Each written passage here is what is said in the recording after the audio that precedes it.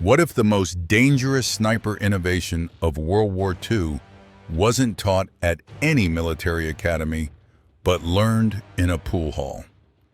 They mocked his beam gap angle, dismissed the math, and called it impossible until a single shot at 480 yards slipped through steel and killed a German officer where he believed he was untouchable. Today we take you back to the moment that changed the war.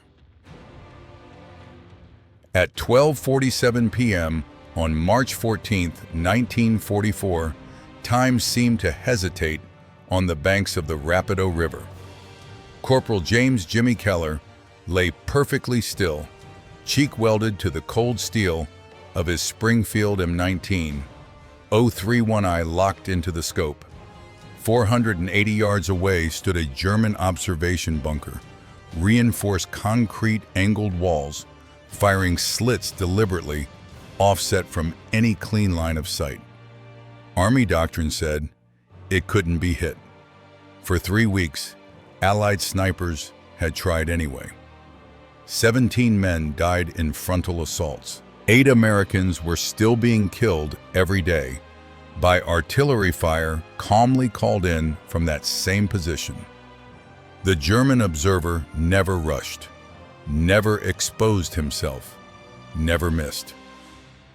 What followed was not supposed to happen. In the next 4 minutes, Keller would fire a single round, not at the man, not at the slit, but through a structural gap no wider than a playing card. The bullet slipped inside, ricocheted with surgical precision, and silenced the bunker for good. A target labeled impossible went dead quiet. Within 6 weeks, Keller's method spread across every Allied sniper unit in Italy. By campaign's end, it was credited with neutralizing 127 fortified positions and saving an estimated 340 lives. This was the moment a Boston pool hall hustler rewrote sniper doctrine using geometry West Point never taught. Jimmy Kelleher came from a 3-room tenement in Charlestown, Massachusetts, a place that smelled of boiled cabbage and motor oil. His father worked 16-hour shifts on the Charlestown Navy Yard docks, loading munitions for Depression wages, until his spine finally gave out. Jimmy learned early what weight and gravity did to men. He didn't spend his childhood on playgrounds. He spent it in Murphy's pool hall on Main Street, not looking for trouble, but because he had a gift. While other kids played stickball, 12-year-old Jimmy studied angles. He watched how balls struck cushions, how force transferred, how direction could change without warning. He made impossible combination shots that violated straight-line logic. Frank Murphy, the owner, noticed it right away. Most people see the ball and the pocket, he told the kid once. You see everything the ball could hit between here and there. Jimmy dropped out of school at 16 to take his father's place. By 1942, he was running a rigging crew, reading engineering blueprints, calculating load-bearing angles where one mistake meant crushed steel and dead men. Then Pearl Harbor happened. Jimmy enlisted the next morning. The recruiter saw crane operator on the form and sent him to Fort Benning for infantry training. Nobody asked how he thought. Nobody asked how he saw the world.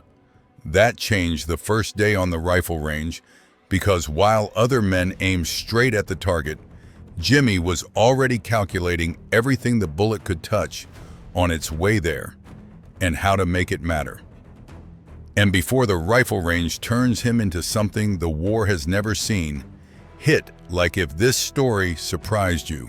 Subscribe to the channel and stay with us, because what Jimmy Keller does next changes modern sniping forever.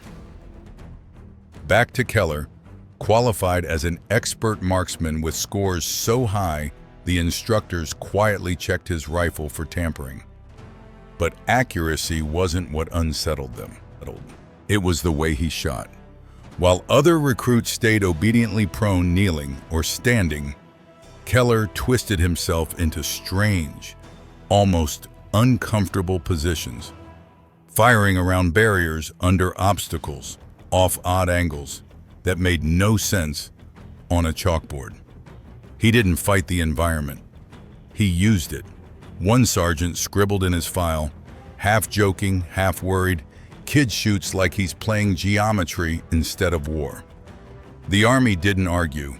They made him a sniper and sent him first to North Africa, then Sicily, then up the spine of the Italian mainland with the 36th Infantry Division. By March of 1944, Keller had 19 confirmed kills. Clean work, professional, forgettable. He followed doctrine like everyone else fined. High ground range, the target reared, the wind squeezed the trigger. Germans died. The war dragged on. Nothing about Keller stood out. Not yet. Then the division reached the Rapido River Valley. The Gustav line wasn't just a defensive line. It was 18 months of German engineering brilliance, carved into stone and concrete. Every bunker, every pillbox, every observation post was built by men who understood a brutal truth: positioning beats firepower. The Allies pounded these fortifications with artillery for weeks. The explosions were spectacular. The results were not. The Germans stayed underground, waited out the bombardments, then climbed back up and resumed killing as if nothing had happened. Monte Cassino loomed over the valley like a throne. From it, German observers watched every American movement and summoned artillery with surgical precision. One observation post in particular, designated Strongpoint 7, became a death sentence. Built directly into the mountainside 480 yards from American lines, it gave a clear view of the valley floor. Every attempted advance was answered with shells inside 90 seconds. Doctrine was simple: suppress the observer. But Strongpoint 7 had been designed by someone who understood ballistics. The firing slit faced perpendicular to likely sniper positions. The walls were 3 feet of reinforced concrete. Even with a perfect angle, the opening was just 18 inches wide and 8 inches tall. The German observer stayed well back from the slit, invisible, unreachable, at least on paper. Lieutenant Marcus Chen of the 141st Infantry Regiment volunteered to try first, and the valley held its breath. 1944, 6:15 a.m., Lieutenant Marcus Chen crawled into position, 520 yards northeast of Strongpoint 7, timing his breathing to the slow arrival of dawn. He had calculated everything: the angle, the distance, the brief 30-second window, when morning light might silhouette the German observer against the slit. When the moment came, Chen fired. The round struck concrete 6 inches left of the opening, throwing sparks into the dark. 8 seconds later, return fire answered. German snipers had been waiting for muzzle flash. Chen died where he lay, a bullet through his throat. He was 23, from Sacramento, engaged to a nurse named Dorothy. She received the telegram 9 days later, March 4th, 1944, 2:30 p.m. Sergeant William Morrison tried a different approach. He believed volume might succeed where precision failed: suppressive fire to force the observer back long enough for an assault team to move. In 40 seconds, Morrison fired 17 rounds, every one aimed at the slit. 3 entered the bunker. None hit the man inside. The response was immediate. Mortars walked across the American line. Morrison and 2 men from his squad were killed in the first salvo. Morrison was 31, from Tulsa. He had a 6-year-old daughter named Sarah. She kept his last letter for the next 60 years. March 8th, 1944. Morning. Private First Class. Eddie Donovan made the third attempt. 20 years old, Brooklyn-born, a former Golden Gloves boxer. He didn't try to outshoot the bunker. He tried to outmove it, advancing under smoke to get within grenade range. The machine gun found him anyway, firing low, cutting through the haze at knee height. Donovan bled out in a shell crater 15 yards from the bunker. His body wasn't recovered for 4 days. Keller watched Morrison die. They had shared a foxhole the night before, trading stories about home, like men who believed tomorrow was guaranteed. Morrison showed photographs, his daughter laughing on a tire swing, his wife standing stiff in a Sunday dress. After this, Morrison said, "I'm teaching Sarah to fish. Lake Texoma. Whole summer doing nothing." The next morning, he was buried in a mass grave with 17 others, 3 snipers, 14 infantrymen cut down in failed assaults. The German observer remained operational. Every briefing ended the same way. Strongpoint 7 continues fire direction capability. No solution identified. Keller didn't rush it. For 6 days, he studied the bunker the way a gambler studies a table before pushing in his last chips. He sketched diagrams on cigarette packs, soft paper creased and darkened by sweat. He borrowed a carpenter's protractor from an engineer unit and measured angles no one else bothered to see. The problem wasn't the bunker's strength. The problem was that everyone was thinking in straight lines. Direct fire, direct assault, direct suppression. The Germans had built Strongpoint 7 to defeat exactly that kind of thinking. But Keller hadn't grown up on firing ranges. He'd grown up in a pool hall. On the morning of March 12th, Keller stepped forward during briefing. "Sir, I need permission to attempt Strongpoint 7. Captain Raymond Hayes looked up from his coffee. "Keller, 3 snipers have tried. All dead." Keller didn't blink. "They tried direct fire, sir. I'm proposing indirect." Hayes frowned. "Indirect fire is artillery's job, Corporal." Keller shook his head. "Not indirect artillery, sir. Indirect rifle fire. Through the beam gap." Hayes stared at him. "The what?" Keller laid out his sketches on the table. The bunker roof was supported by steel I-beams. The Germans had offset the firing slit from every direct angle, but they couldn't eliminate the structural gaps where beam met wall. "There's a 3-inch gap 18 inches above the slit," Keller said. "If I position at bearing 247 elevation advantage 32 feet, I can fire through that gap. The round hits the inner angle of the I-beam, deflects downward, and redirects through the firing slit at about 40 degrees. Hayes studied the diagram, then looked up slowly. "You want to bank a rifle round off a steel beam, like a pool shot?" "Yes, sir. That's insane. It's geometry, sir." Hayes's voice hardened. "That's court-martial territory. If you waste ammunition on trick shots while men are dying..." Keller met his eyes. "Men are dying because we keep trying the same straight-line doctrine. Morrison died because we don't think in angles. Chen died because we're predictable. Donovan died because we're out of ideas." The tent went quiet. Hayes said nothing for 30 seconds. Finally he spoke. "You get 1 shot, Corporal. 1. You miss, you're back on standard patrol. You hit, we'll talk. You get killed trying. I'll write your mother and explain you died, attempting something that shouldn't work." "Understood, sir." Hayes turned back to his maps. Dismissed. That night, Keller didn't sleep. He calculated. The gap was 3 inches wide. At 480 yards, that meant a target window smaller than a quarter.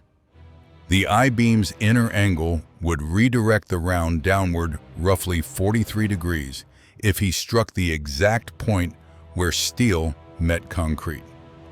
The German observer would be standing about 6 feet back from the slit. Standard protected observer doctrine. A round entering at 43 degrees would hit center mass if everything went perfectly. Nothing about this was perfect. The valley winds shifted every 8 minutes. The temperature swing between night and day was 30 degrees, changing air density. The Springfield was accurate to 800 yards under ideal conditions. These were not ideal conditions. This was threading a needle from 5 football fields away, then banking that needle off steel at precisely the right angle to kill a man Keller could not see, and by Army doctrine could not hit. Leave a comment right now and tell us where you're watching from. Are you tuning in from the United States, the United Kingdom, Canada, Australia? Our community stretches across the entire world. March 14th, 1944, 11:15 a.m. Kelleher moved into position inside a shattered farmhouse exactly 480 yards from Strongpoint 7, bearing 247 degrees precisely as the calculations demanded. The building was broken open by shell fire, but it gave him what he needed: height. 34 feet above the bunker, close enough to matter. He cleared rubble from a second-floor window, shaped a narrow firing port, and eased himself prone on the cold stone floor. The smells arrived before the silence settled. Aviation fuel from a burned-out truck drifted in from below, mixing with the sweet, rotten odor of bodies left too long in no man's land. The stone pressed cold against his chest despite the afternoon sun. His hands smelled of gun oil and powdered eggs from breakfast. When he brought the rifle to his shoulder, the world collapsed into the scope. The bunker filled the glass. The firing slit sat there, dark and familiar. Above it, barely visible, the reason he was here, a 3-inch seam of shadow, where steel I-beam met concrete wall. The beam gap. Then the first problem appeared. The gap wasn't level. The beam slanted upward slightly on the left, maybe 2 degrees, enough to ruin everything. Kelleher adjusted 6 inches to the right, compensating for how the angled steel would redirect the round. Geometry corrected, on paper. The second problem was worse. He couldn't see the German. No movement, no silhouette. No way to confirm the observer stood where doctrine said he should. Even a perfect shot meant nothing if the math was wrong. Morrison had died trusting certainties. Kelleher was betting lives on trigonometry scratched onto cigarette packs with a borrowed protractor.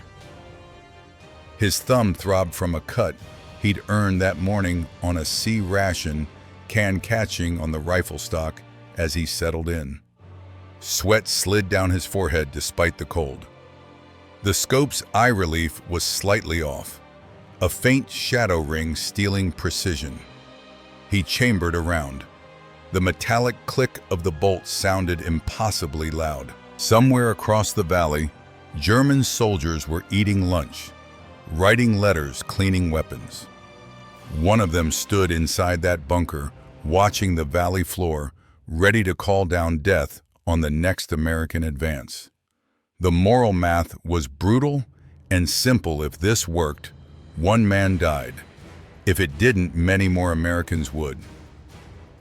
Kelleher had been raised Catholic. He had confessed before deployment and been told killing in war was not murder. Lying there now, about to attempt an execution based on pool hall geometry, that certainty felt thin. Morrison's daughter would never learn to fish. Chen's fiancée, Dorothy, already had her telegram. Donovan's mother had buried her only son 3 days ago. He adjusted the scope one final time. The crosshair settled on the beam gap. The wind died to nothing, rare luck. Temperature steady, visibility clear, every variable aligned as well as they ever would. Kelleher exhaled slowly. At the bottom of the breath, in the quiet space between heartbeats, he squeezed the trigger. The Springfield slammed into his shoulder. The shot cracked across the valley flat and sharp. Through the scope, he caught the vapor trail for a split second before it vanished into the beam gap. Then nothing. No secondary sound, no visible impact. The bunker remained silent. The firing slit stayed black. Strongpoint 7 looked exactly as it had moments before. Kelleher didn't move.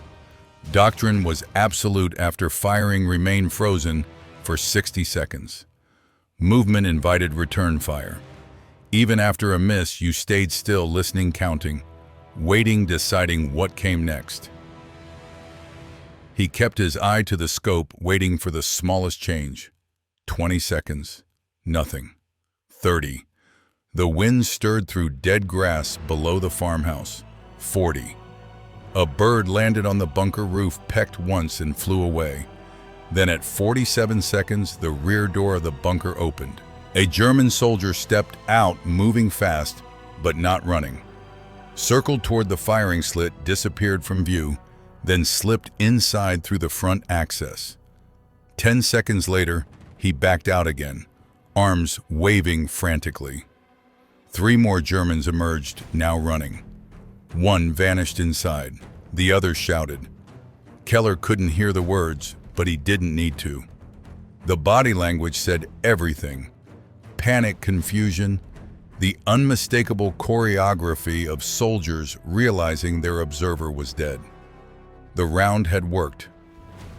Kelleher stayed frozen for 8 more minutes, watching the position unravel.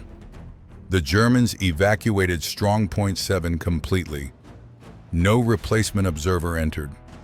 By 1:15 p.m., the bunker sat abandoned, and for the first time in 3 weeks, the valley floor lay free from directed artillery fire. Captain Hayes found him 20 minutes later. "Did you take that shot?" "Yes, sir. The Germans abandoned Strong 7. Infantry patrols moving up to confirm." "Yes, sir." Hayes studied him. "How sure are you that you hit 90%, sir? Maybe 95. Jesus." Hayes lit a cigarette with shaking hands. "You understand what you just did? Violates every sniper doctrine we teach." "Yes, sir." "You fired at a target you couldn't see, using a deflection technique not in any manual, based on geometry most soldiers couldn't calculate in hours." "Yes, sir." Hayes exhaled smoke. They confirmed it. German observers dead. Single gunshot wound, downward trajectory. Entry through the upper chest, exit through the lower abdomen. Exactly like you described. Intelligence is calling it impossible. They think the Germans shot their own man. Keller said nothing. Hayes flicked ash into the dirt. "But you know better. And I know better." He paused. "I'm not writing this up. If I do, some general will order every sniper in Italy to try this, and most of them will die. But if someone asks how you did it, you tell them. If another sniper wants to learn, you teach them quietly. We need this, even if we can't make it official." "Yes, sir." Hayes crushed the cigarette under his boot. Morrison would have liked this. "He always said you thought different. He was a good man, sir." "He was." Hayes turned to leave, then stopped. "For what it's worth, Corporal, you just saved lives. Dozens, maybe hundreds. No medals coming. But you did right." After Hayes left, Kelleher sat alone in the ruined farmhouse, his hands still shaking as the adrenaline faded. What remained was exhaustion and a hollow feeling, grief relief, or simply the knowledge that everything the Army taught about direct fire was incomplete. Morrison was still dead. Chen was still dead. Donovan was still dead. But maybe the next bunker wouldn't cost 3 lives to silence. That evening, a corporal from Baker Company found him in the chow line. "Heard you took out Strongpoint Seven. How'd you do it?" Keller hesitated, then explained the beam gap, the angle, the deflection. "You're telling me you banked a rifle shot off steel?" the corporal asked. "Geometry," Keller said. "Same as a pool shot off the rail." "That's insane. That's physics." The corporal thought for a moment. "Could you teach that?" Keller nodded. "You got a protractor, I can get one. Meet me after chow." By morning, 4 snipers knew the technique. By afternoon, 7. It didn't spread under official names, those drew attention. Among enlisted men, it passed quietly from hand to hand as the gap shot Keller's angle, or simply the trick. Before we continue, does anyone in your family have a story tied to World War II? If so, share it in the comments. 7th March 16, 1944. Baker Company's Sergeant Thomas Riley lined up on Strongpoint 12, a German observation bunker of reinforced concrete with an offset firing slit identical in every meaningful way to Strongpoint 7. The night before, Riley had spent 2 quiet hours with Keller, learning to see what doctrine ignored: structural gaps, beam placement, deflection angles. At 2:47 p.m., from 510 yards, Riley fired. The round slipped cleanly into the beam gap, struck the interface of an I-beam, redirected downward, and hit the German observer in the head. Strongpoint 12 went silent.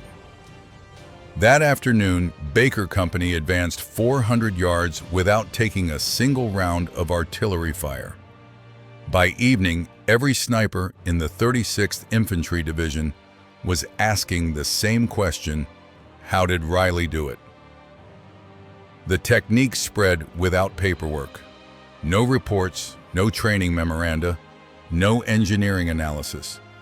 It moved the only way dangerous knowledge ever does in war, through whispers, in foxholes, shrewd diagrams, scratched into dirt snipers, teaching snipers the geometry their instructors had never mentioned. By March 20th, 15 men were attempting beam gap shots. 8 succeeded, 7 missed, but none quit. They recalculated, adjusted, and waited for their next window. The Germans noticed. On March 22, 1944, the 1st Fallschirmjäger Division filed an intelligence report later recovered after the war. American snipers demonstrating unprecedented effectiveness against fortified observation positions.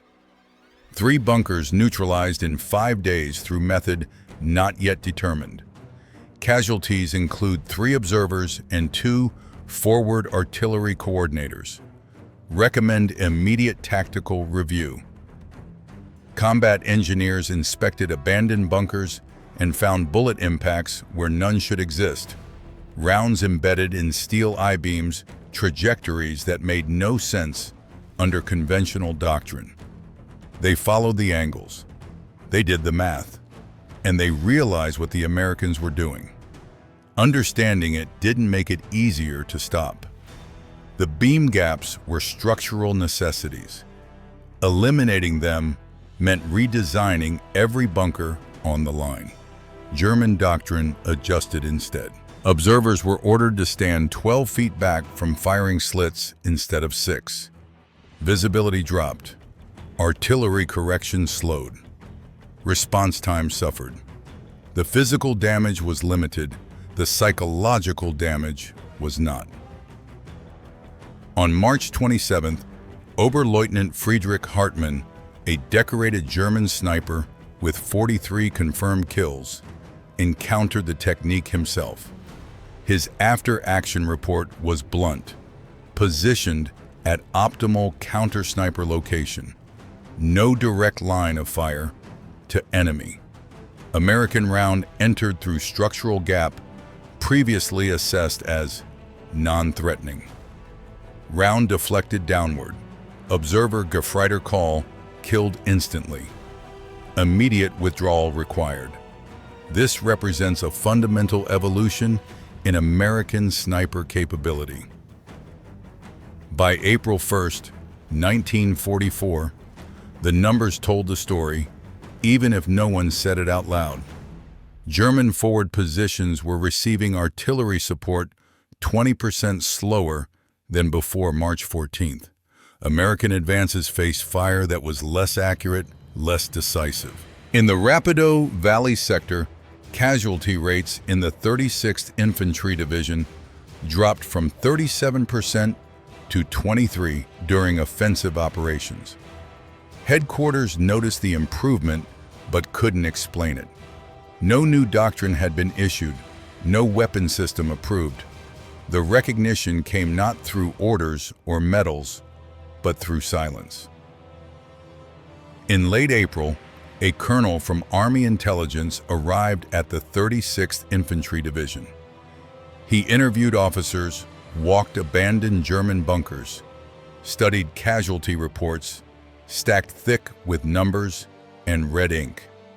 His classified assessment noted a significant improvement in counter-observation effectiveness, attributing it to enhanced sniper training and better intelligence on enemy fortification patterns. Keller's name appeared nowhere. The report moved up the chain.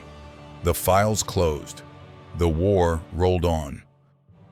By May 1944, the technique crossed national lines. Within the British 8th Army, a sniper named Geoffrey Morrison, no relation to William Morrison, neutralized a German observation post near Monte Cassino using beam gap deflection. When his commanding officer asked how he'd learned it, Morrison shrugged. "Yank Corporal showed me at a supply depot," he said. Didn't catch his name. After D-Day, the method traveled into France.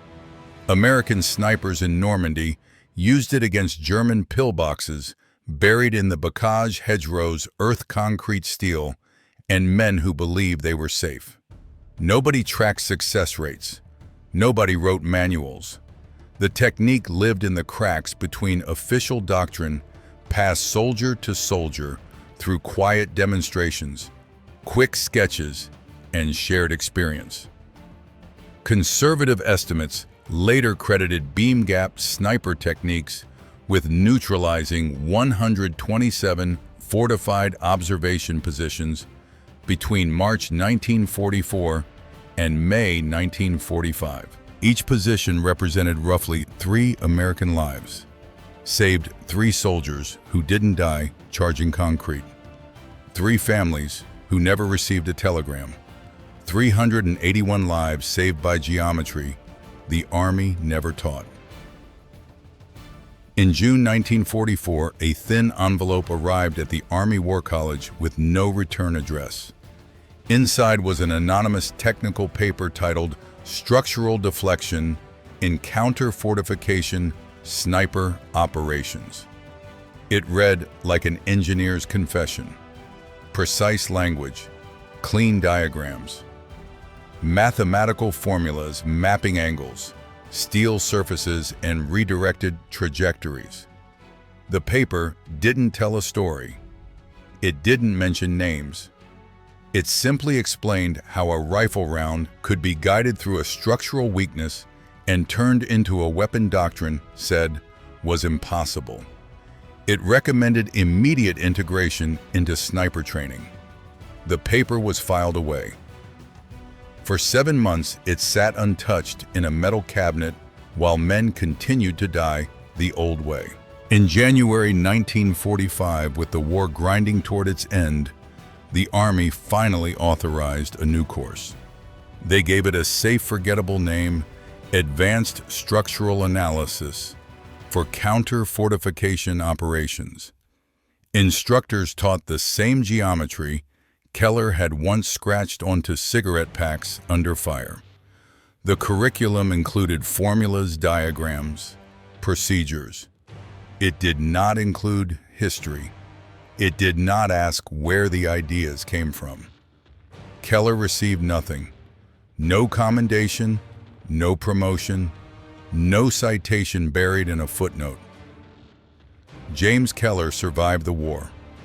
In November 1945, at 24 years old, he came home to Charlestown with a Purple Heart from shrapnel at Monte Cassino and dreams that always ended the same way, with Morrison's face frozen in its final expression. The dock jobs were gone, filled by men who never left. The pool hall was under new management. Keller went back to the Navy Yard as a crane operator, the same work he'd done before the war. Calculate loads, read stress angles, decide what steel could bear and what would collapse. Nobody asked about Italy. He didn't offer stories. In 1947, he married Catherine O'Brien, a nurse from Chelsea Naval Hospital. They raised 3 children. He taught them how to play pool, showed them how angles mattered, told them straight lines were just one way of seeing the world. He never explained why deflection came so naturally to him. For 32 years, he worked the yard, retiring in 1977 with a pension and a quiet reputation as the best crane operator in Boston. Retirement was small and steady. Fishing at Nahant Beach, pool at the VFW, Red Sox games with grandchildren who thought their grandfather was just good at math and stories. Keller died in 1998, 77 years old, from complications of emphysema. His obituary ran 140 words. It mentioned his family, his Navy Yard service, his love of baseball. One line said he served with distinction in World War II. Nothing about Strongpoint Seven. Nothing about beam gap deflection. Nothing about the lives his geometry had saved. The technique lived on without him. Modern sniper doctrine teaches structural deflection shooting as a fundamental skill, identify beam gaps, calculate angles, exploit architecture. Manuals note the method emerged in World War II. They name no one. In 2003, a military historian named Dr. Patricia Williamson noticed something odd in German intelligence reports from March 1944, references to gap shooting.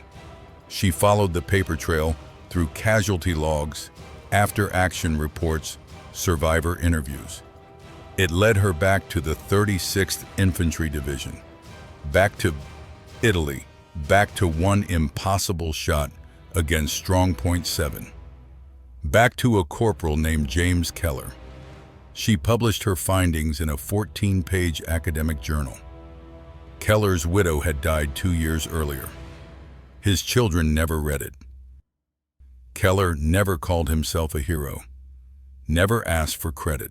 Morrison's daughter never learned to fish with her father, but other daughters did. That was enough. James Keller rests in Woodlawn Cemetery, Everett, Massachusetts. A standard headstone, name, rank, dates. No mention of the innovation. No mention of the lives saved.